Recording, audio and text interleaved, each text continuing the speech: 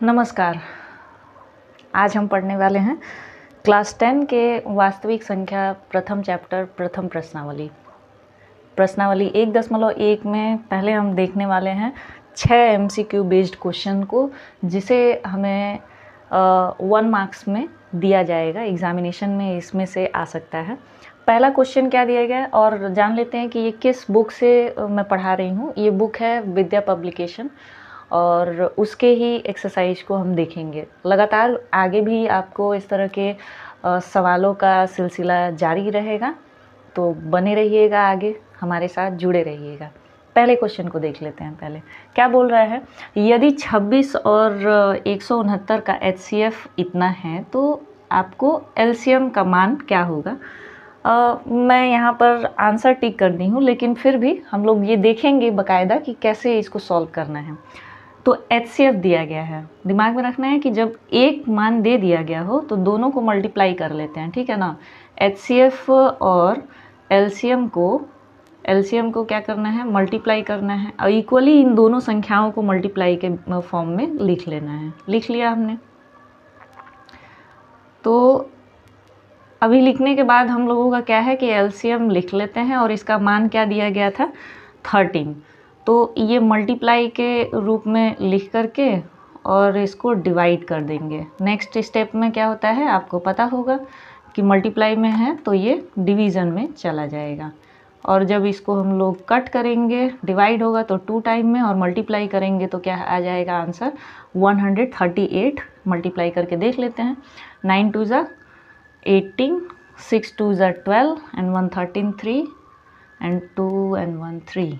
तो ये आंसर आपके सामने है 338 जो आंसर हमने देखा, ये आपका फर्स्ट नंबर हो गया है सॉल्यूशन कंप्लीट।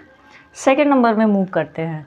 सेकंड नंबर में 2 आपके संख्याएं फिर से दे दी गई हैं। दोनों के बीच में दिया गया है कि इसका HCF निकालना है, यानी कोई एक ऐसी संख्या जो इन दोनों को ही विभाजित करती हो।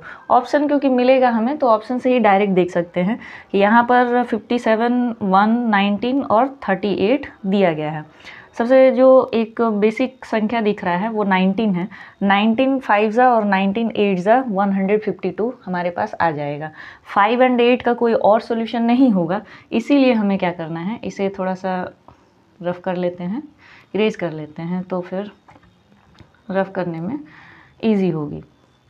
जब अपने पास है 95 और 152, 19 के टेबल में 5 और ये 8 टाइम में 19 8 152 आ जाता है।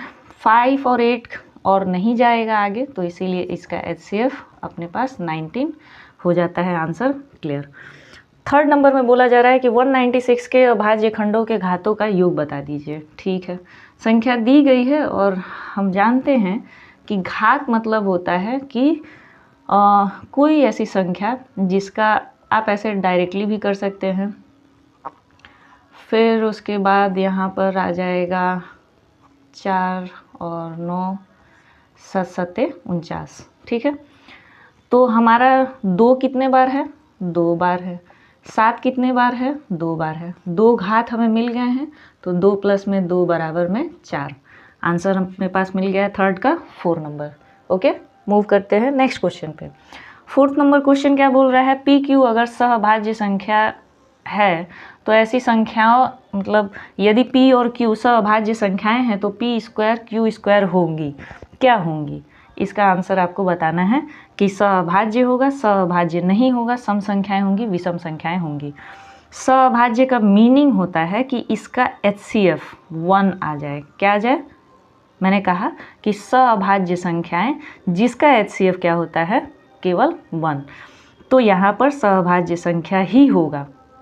स्क्वायर होने पर भी वो PQ संख्याएं क्या हो जाएंगी, सहभाज्य ही रह जाएगा।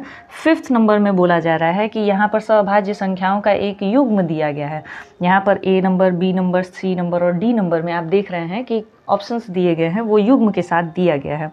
तो आप देख लीजिए कि पहले ऑप्शन में, ऑप्शन से ही हम लोग डायरेक्ट सॉल्व करेंगे।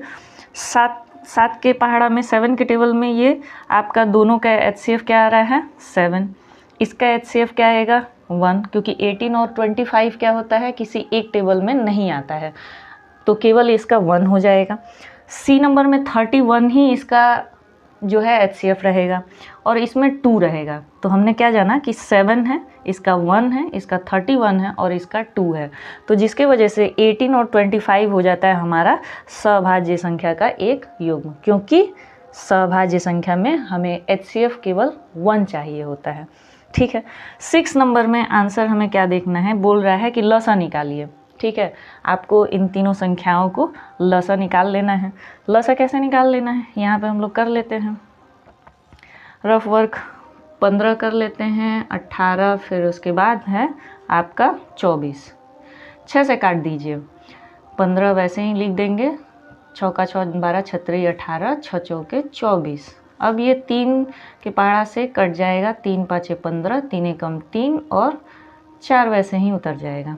ओके, अब मल्टीप्लाई कर लेते हैं, डायरेक्ट मल्टीप्लाई करते हैं। 6 का 6 12, 6 18, ठीक है। 18 का 18, 36 18 54, 18 चौके 72, 18 90 और 9 चौके 36 और 0। ठीक है, तो यहाँ पर 36 गुणे 0, 90 से 4 में गुणा कर दिए, तो हमारे पास आंसर क्या आ गया है, 360। जब हमने इसका लसा निकाला तो लसा में आंसर निकल करके हमारे पास आ गया है क्या, 360। ये कंप्लीट होता है एक्सरसाइज 1.1 का 6 क्वेश्चन हमने देख लिया है। इसके टोटल क्वेश्चन 14 है, जो कि और आगे के नेक्स्ट वीडियो में आपको देखने को मिल जाएगा। धन्यवाद।